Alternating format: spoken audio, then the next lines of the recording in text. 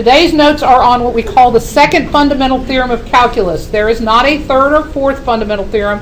They kept it down to 2. And those 2 are the main formulas that show how indefinite integrals and definite integrals are related. First thing we're going to do is write down the theorem. And you're going to look at it and you're going to go, oh my goodness, this is really hard. But then I'm going to show you an example of what it's talking about to hopefully make it make a little more sense. So, first thing, let's just write it down. Straight out of the book, verbatim. Here we go. And it says, if little f is continuous on the closed interval from a to b, comma. That's how every theorem starts. Then the function capital G of x equals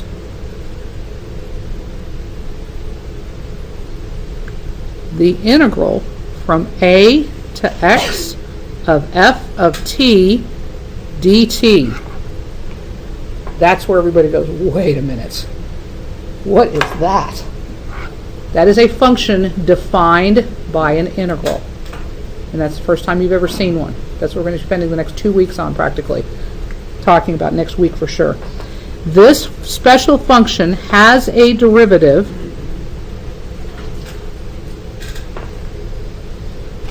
at every point x on the closed interval from a to b, comma, and I'm going to stop right there and let you catch up with me.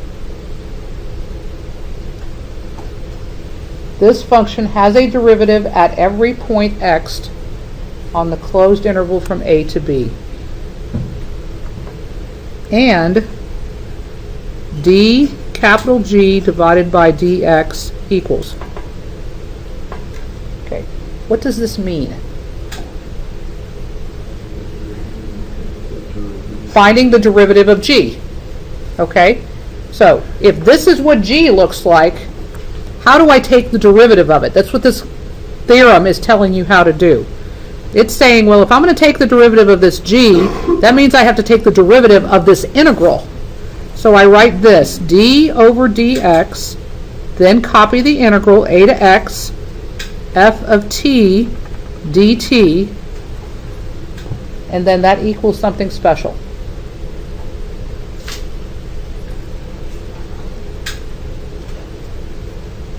This whole messy, yucky thing right here, the derivative of an integral, is just equal to little f of x. That's it. Like what? All right. Now, let's stop for a minute and talk about what one of these kind of functions actually looks like. Okay? This is a function defined to be an integral. Paper side, just watch. Do not write. I'm going to, and I'm going to call it the integral from 0 to x of 2t dt. Okay? So, I'm going to graph this thing. Remember that a definite integral means area under a curve. Okay? Let's graph 2t. The area under 2t. What does the graph of 2t look like? It's a straight line, right? What's its y-intercept? 0. Okay? It says I'm going from 0 to x, so that means I could go positive or I could go negatives. So it's going in both directions. It's not telling me where to stop. So is this a line that slopes positive or slopes negative? Positive. So I'm just going to draw a line like so, and there's my line. Usually when we draw definite integrals, we start at 0, we go to 4. We start at 0, we go to 2. This one's telling me to start at 0 and go anywhere. Okay? So now what I want to do is start talking about what these values are. What would g of 1 be? G of 1 would be the integral from 0 to 1 under this line. So if I go from 0 to 1 and I find the area of that triangle right there, what's the area going to be? The base is 1. What's the height? 2, right? Because it's 2 times t. So the area is 1. You agree with me? G of 2 means I would go from 0 up to 2 under the line. So that means go to here. Now I'm finding the area of that whole thing.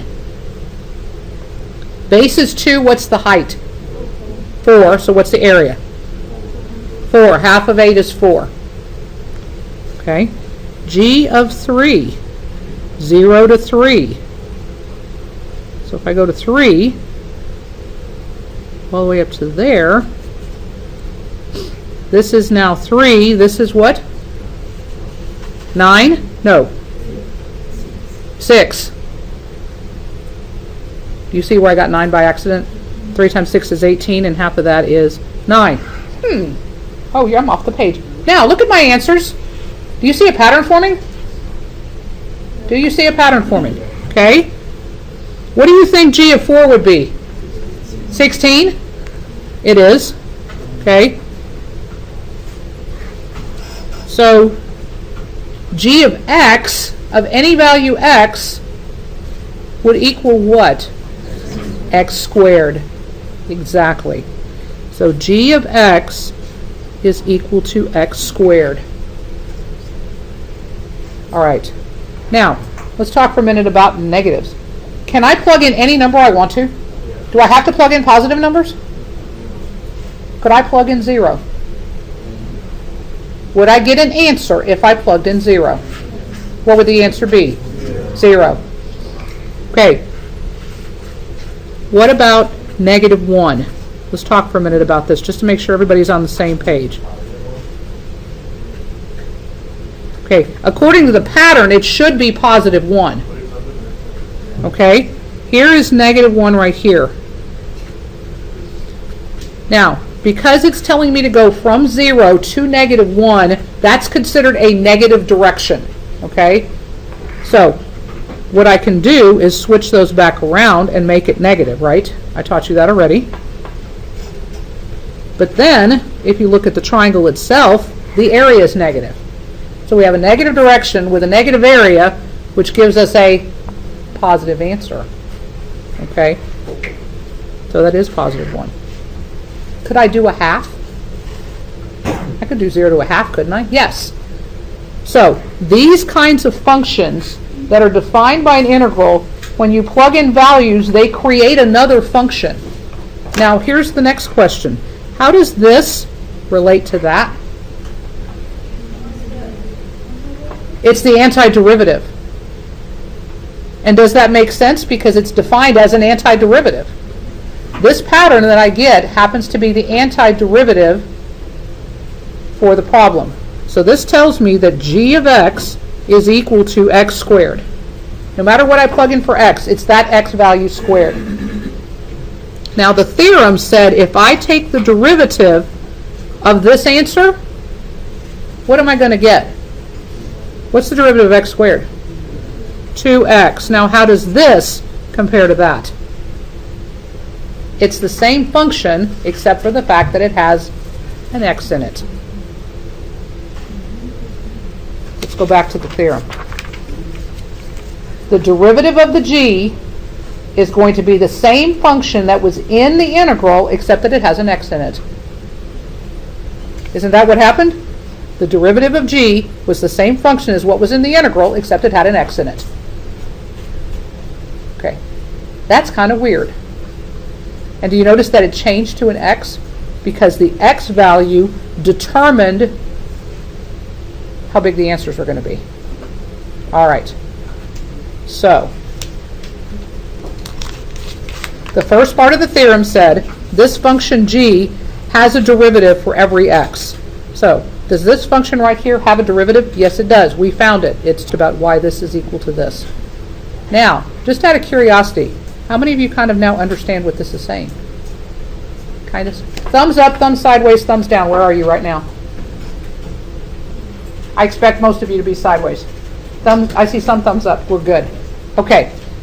This is hard to wrap your brain around because of the fact that that function right there is so weird. It is so different than anything you've ever seen before. Okay?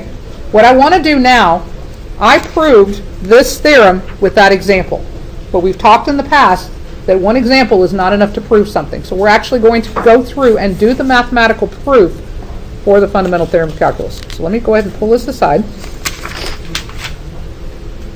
Put this paper back, and let's go through the proof. So proof. If you plan on doing any upper level math, you're going to be doing lots and lots of proofs. I'm telling you right now, because grad school has taught me that all about math is proofs. Okay. First of all, we start with the function g that they gave us.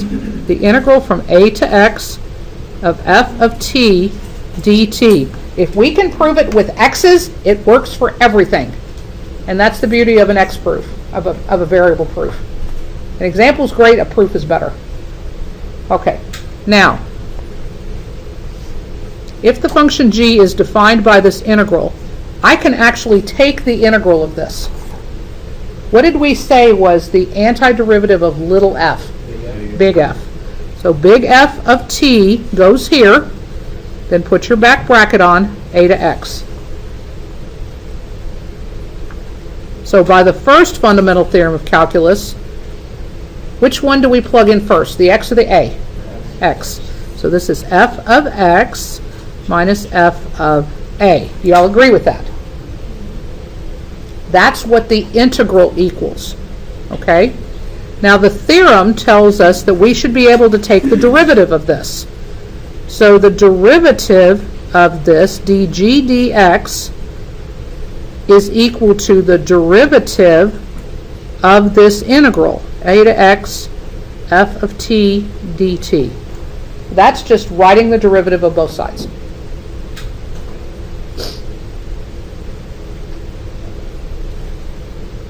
Okay? Without the theorem, I have no way to know how to take the derivative of this mess right here.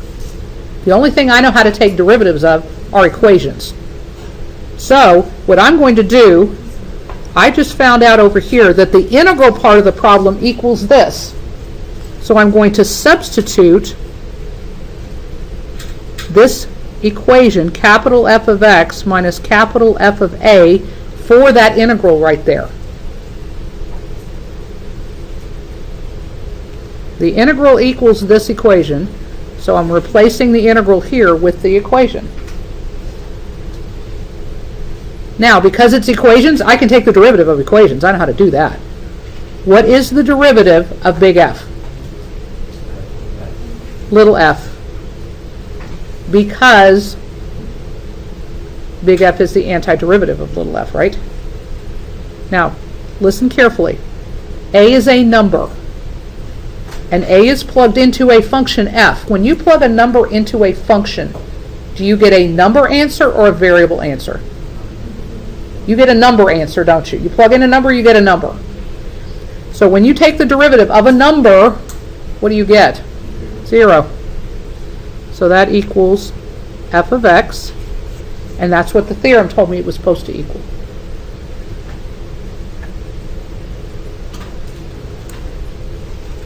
Okay. That is the second fundamental theorem of calculus. And I know right now that you kind of understand some things and you don't understand others, but that's okay. Because what we're going to do is now talk about how do you use this thing, because that's the important thing at this point. How do you use it? Okay? I know someday if you go back and look at this again, it's going to make even more sense. I used the analogy last period, and it's really true. I'm pretty sure everybody in here has watched a movie at some point or another. Have you ever watched a movie and gone back and watched it later and caught things you never saw the first time? Yes? That's because of the way our brains work. We can only absorb and process so much of what we see. Same thing is true with math. If you go back and look at math for the second time later on, it makes a lot more sense because you see things you didn't see before. And that's what's going to happen here. You may not see and understand all of this yet, but you can do what you need to do with it in the homework that we're going to work on. So the next thing I want to do is write down is what's the point? Why do we even learn this thing? What's the point? Scooch up. This theorem tells us two very important things. Every continuous function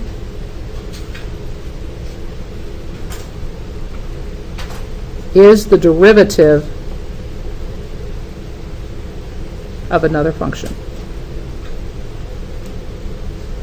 Every continuous function is the derivative of another function. In other words, every continuous function has an antiderivative. That's what it's saying.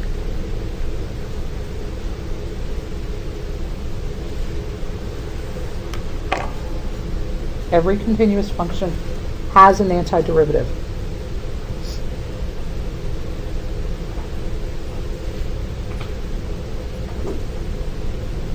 As soon as you're done writing, I want you to just stop and listen for a minute. Can you remember back to first semester and tell me what a function would look like if it doesn't have a derivative? What does a function look like if it doesn't have a derivative? A cusp is 1, or a sharp corner, vertical, tangent, or if it's even broken, if it's not continuous, it's not going to have a derivative, right? So we know which functions have derivatives. Now with this, we know which functions have antiderivatives. If a function is continuous, it will have an antiderivative, period. Okay? So if I give you a function, any function, as long as you can show me, as long as you know it's continuous, it has an antiderivative for sure. You may not know how to find it, but it's got one. Okay? And the second one is that integration, which is the process of taking an integral, and differentiation, the process of taking a derivative, are inverses of one another.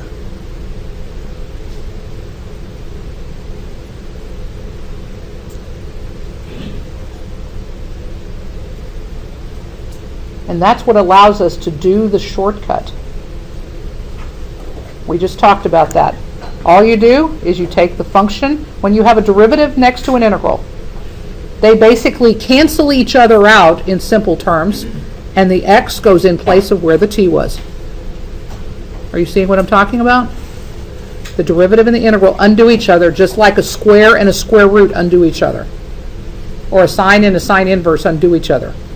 The derivative of an antiderivative is what you started with.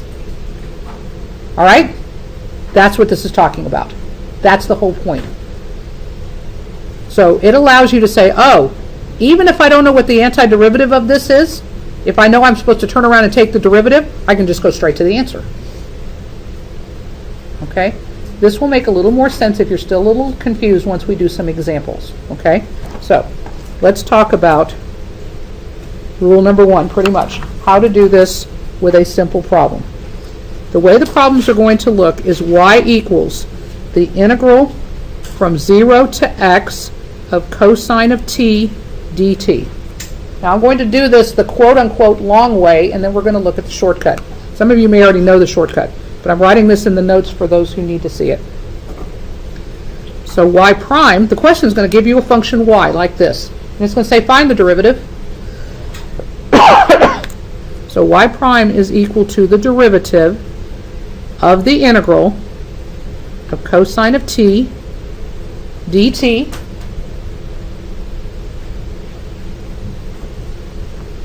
and I'm just curious, how many of you think you already know what the answer is going to be? Raise your hand if you already think you know what the answer is going to be.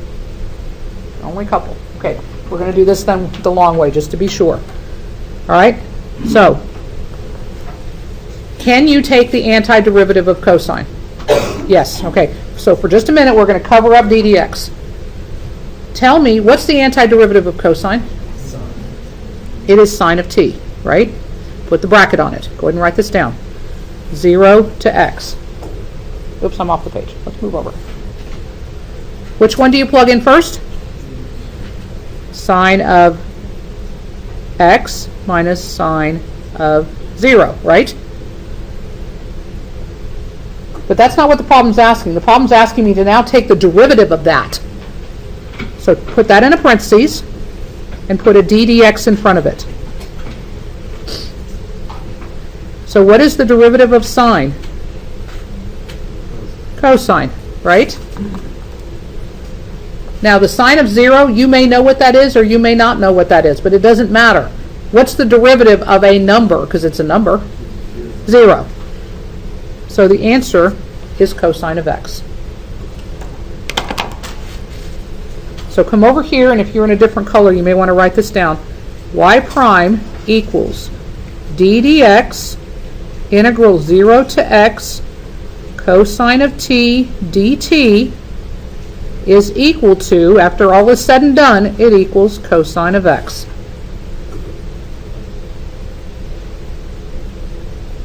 So I want you to be able to bypass all of this math we had to do and go straight from here to here.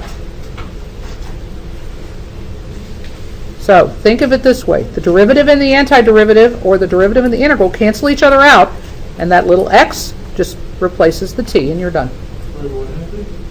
That's all you do? That's all you do. That's the math. That's it. Wait, the integral and the derivative cancel out? They're inverses of each other, so they cancel each other out. I just plug in whatever number. Right.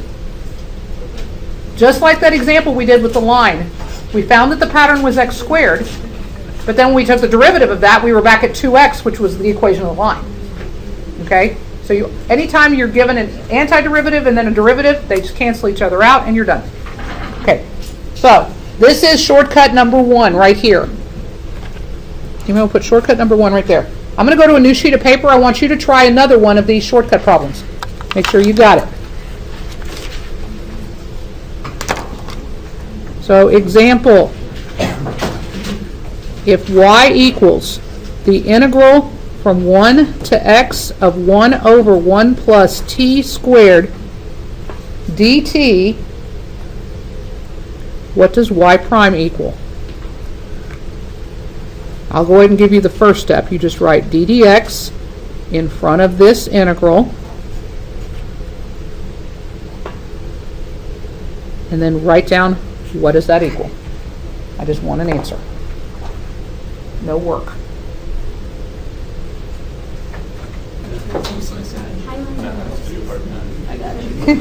Okay. I think a few of you are just still a little bit confused, so we're going to play a little game for a second. I want you to think of an easy function in your head that you know the antiderivative of. Come up with an easy function in your head that you know the antiderivative of. Okay? Everybody got their function? Now, take the antiderivative of that function. Now think of that function. Okay? Do you have your new answer? Take the derivative of that answer. Are you back where you started? Yes? That's what we're doing. The problem is saying, take the antiderivative of that equation. Now turn around and take the derivative of that equation. So you're right back where you started with, except the letter changes to an x. That's it. Okay? So, 1 over 1 plus x squared. And some of you may be thinking, well, why in the heck did we have to learn this theorem? The theorem is what allows us to do this. We couldn't do this without the theorem. Okay? That's what allows the shortcut to be a legal mathematical move. Okay. Now, do we need another one of these? Now you ready to go on to, okay. I am going to give you one more, just kind of a little bit of a twist on it. If y equals the integral from x to 0 of tangent of t dt, what do you think y prime would be? So d dx integral x to 0 of tan t dt equals? If you're not sure, talk to your neighbor. Okay. Tori, what do you think? Tangent 0. That is a very good guess. It really is. Okay. Does anybody have a different answer? Corey, what do you think? You said 0. Okay. Anybody have a different answer? Negative tangent of x. How did you get negative? Whoever said that? Alec. You have to flip it. It's backwards. It's backwards. The x is supposed to be on top in order for the shortcut to work. If the x is on the bottom, you got to flip it. So this one is negative tangent of x. For the rest of you, that was very good effort. I like that. That was good thinking. And now I understand why you got it. But I didn't talk about negatives yet. I hadn't talked about it. But it is negative if they're backwards. Okay? All right. Now, number 2. We now know how to do it if it's got an x up there. Now we need to talk about what if it's got something other than an x up there. Something more than an x. So we're going to change the way the problems look just a little bit. We're going to write d dx integral from 0 to x squared of cosine of t dt. Okay, so what do we do if it's an x squared up there instead of an x? Do we do it the same way? Maybe, maybe not. The way we're going to do it is we're going to go ahead and do it the long way, and it falls out to be. All right, the short way, the long way, you pretend like the ddx isn't there for just a minute. Let's go ahead and work it. Antiderivative of cosine is what? Sine of t. By the end of class, you're going to know the antiderivative of cosine because I'm going to use it over and over again. So the antiderivative of cosine is sine, back bracket 0 to x squared, and I'm going to write out to the side, I'm doing this the long way, just to prove a point. Okay? So this is equal to sine of which one first? X squared minus sine of 0. Are we good so far? Okay, now we're supposed to take the derivative of that. So put it in the parentheses, put the ddx out front. Okay, here's where it gets a little tricky. What derivative rule do we need for this sine of x squared? This is a chain rule problem. It's a function inside of a function. Do you remember that? Okay, what is the derivative of sine of x squared? It is cosine. You copy the inside times 2x, which is the derivative of the inside. Okay, sine of 0 is 0, and the derivative of 0 is 0, so that goes away. So here is my answer. So what I want you to do is to come down here, and if you're in a different color, we're going to write down, therefore, d dx integral 0 to x squared of cosine of t dt is equal to, and now we're going to write the answer on the same line just to see what the shortcut's going to be. The derivative of 0 to x squared of cosine of t dt is equal to cosine of x squared times 2x. So, does it follow the same rule as if it were an x? Yes and no. Yes, because you take the x squared and you plug it in, right? But then you got to do a little more math and take the derivative of the b value. A lot of people try to take the derivative of this whole thing. Don't do that. It's just the derivative of the x part, okay, of this upper limit. All right, so that's rule number 2. Your turn to practice this one. Okay, so d dx from 0 to x to the third of, let's see, I want to do, this is a tricky one. I'm going to go ahead and give you this tricky one. 3t sine t dt. It's got 2 t's to plug in for. Try that one. Using rule number 2 that we just did. It's x cubed, yes. This is a problem that actually could use a little bit of cleanup. There's some stuff you can combine at the end. Are we supposed to do it? Or? Yes, I want you to do it, but when I ask for an answer, I'm going to ask for the uncleaned answer. Check with your neighbor and see if you got the same answer. Okay. Do I have a volunteer to tell me what your answer is? All right, Young, go for it. Uncleaned, before you cleaned it up, what'd you get? 3x cubed times 3x to the third squared times sin x cubed times 3x. Okay, I know what you did. You did product rule, didn't you? What? Now, did you do product rule? No, I just didn't. Okay, wait. I didn't hear 3x cubed and then sine of what? X cubed. And then close parentheses times 3x cubed squared. Okay, I misheard you. I thought you said something else. Did you give me the final answer too? Final answer is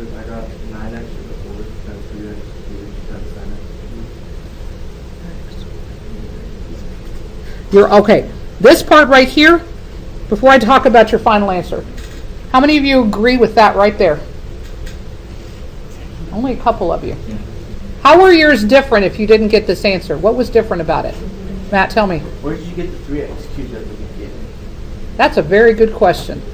Okay? Remember that this x cubed is going in place of both of the t's.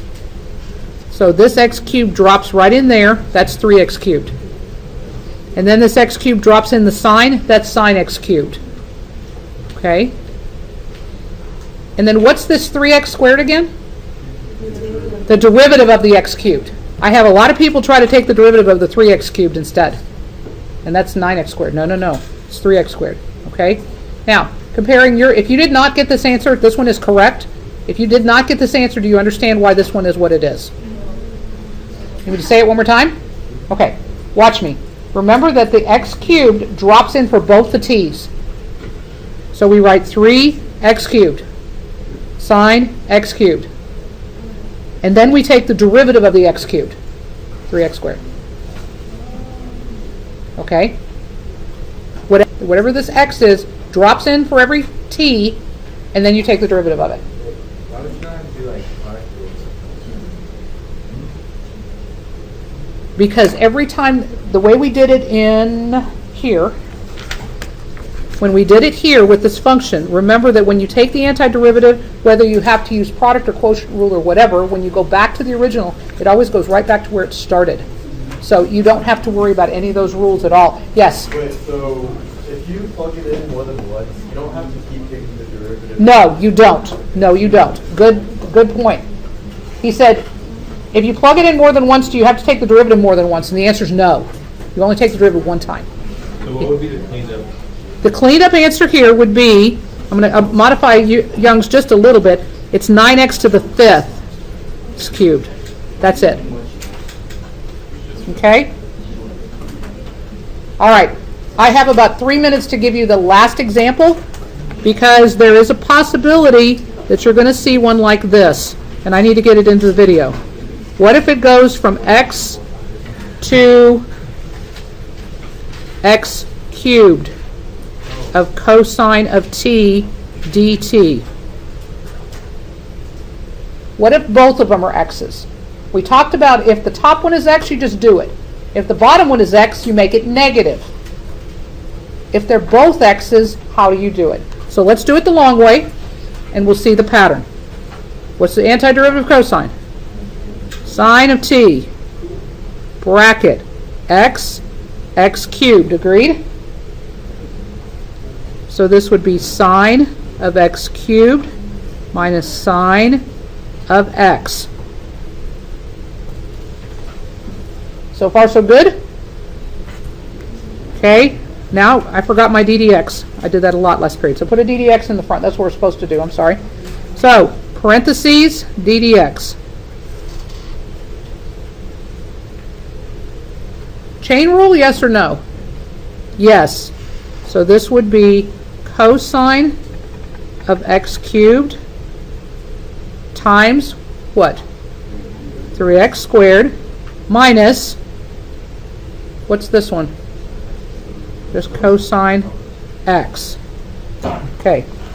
So I'm going to go back to red. Therefore, d dx x cubed cosine t dt equals cosine x cubed times 3x squared minus cosine of x. Moving it up.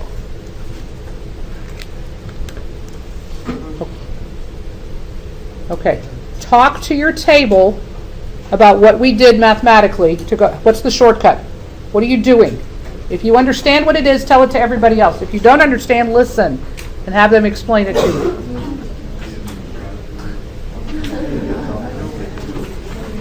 Look at this as two separate entities right there.